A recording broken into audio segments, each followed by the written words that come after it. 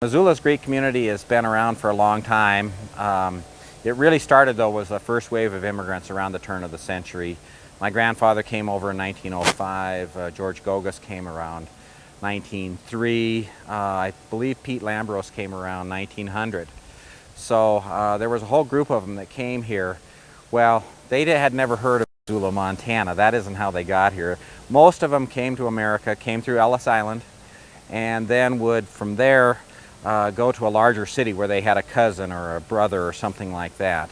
And from there, they would get a little bit established and they would get a job, generally on the railroad. And that's how they got to Missoula, Montana. Of course, they loved Missoula when they got here. A lot of the topography is very reminiscent of much of Greece, the mountains and the rolling hills and that kind of thing. So in my grandfather's case, that was one reason he liked it here so much. But he was headed for Hawaii, but he was on the railroad and he ended up in Missoula, Montana. And that's how I would say about 80% of them got here originally, of this first wave of immigrants. The community then grew as a result of siblings being sponsored or cousins being sponsored to come to the U.S., and then they would come to Missoula just as the original ones had gone to the bigger cities. And so you had this group of people that would come in as a second wave, and they would populate Missoula with more Greeks. And of course, those guys were learning English, and so they hung out together quite a bit. And many of them moved on from the railroad to start businesses, and I'll tell you more about that in a minute. But there was also another group that was brought over by these men who arrived originally, and that was their wives. But very often, their wives were simply a photograph that somebody's cousin had shown them, and then they would write the old country and request that this woman come and marry them. And in many cases, these men were in their 30s and sometimes even in their 40s, and the women were usually in their teens. And so these women would agree to marry this man, and they would hop on the boat. The boat ride from Greece was usually 25 to 35 days. They would arrive in Ellis Island, and then they would eventually hop on a train and train all the way out to Missoula, Montana. And so you can imagine, as a teenage woman, basically saying goodbye to your family forever and hopping on the train and ending up being greeted by your future husband who you'd never seen before at the train station. And this happened quite a bit, although there were other cases, like with my grandfather, Caras. He was 32, he had made it by then, he had started with nothing and he had made it by then, and he married Virgine Smith, who was working as a waitress next door on Front Street. So they didn't all bring Greek women over, but many of them did. And one of the ones that I knew well, that was a wonderful person, was a woman named Kiki Gogas. And her son, George Gogas, is a pretty well-known character. He was an art teacher at Hellgate for many years, but he also is a very well-known and very talented artist around Missoula.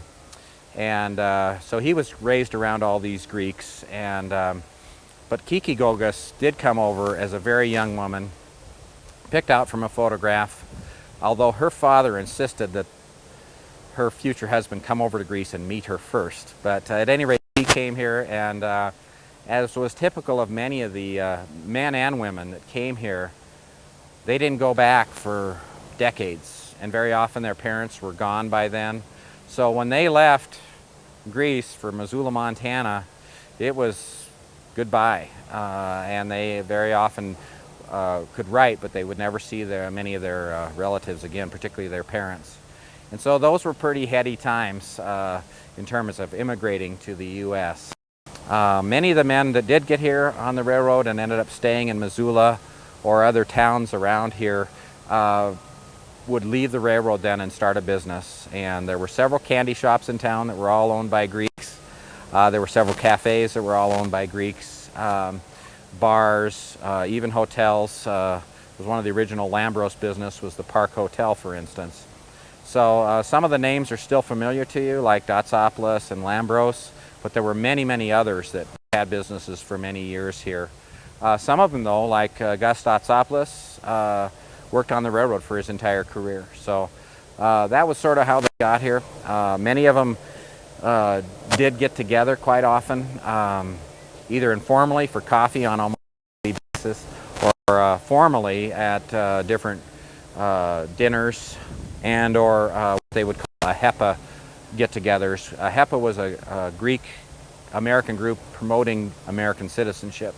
And I have some photographs here you're all welcome to look at, but they got together and they had a lot of fun, and there were quite a number of them that would get together. They also got together for certain Greek Orthodox get-togethers like the St. Demetrius dinner. And at those particular events, they dressed the children up in some of the traditional costumes.